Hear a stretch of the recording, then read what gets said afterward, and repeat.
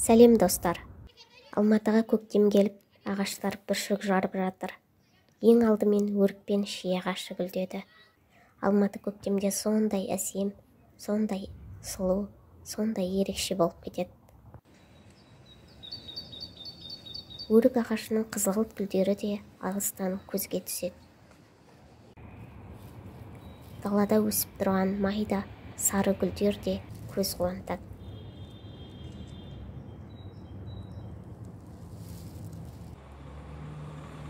Алматыда жылыту кезеңі 5 сәуірде аяқталды.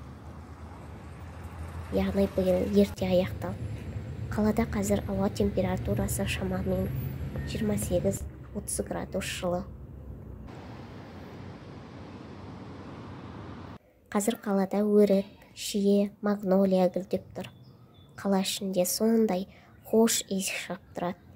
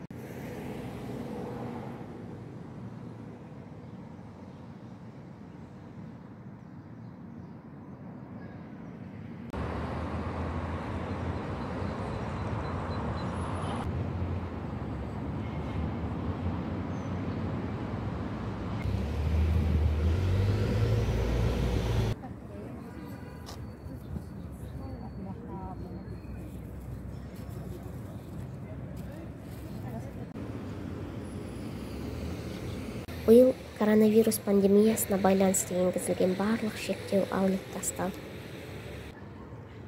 Мынау кешкі Алматы. Тұрғындар Есентай өзенінің бойында серуендеп жүр.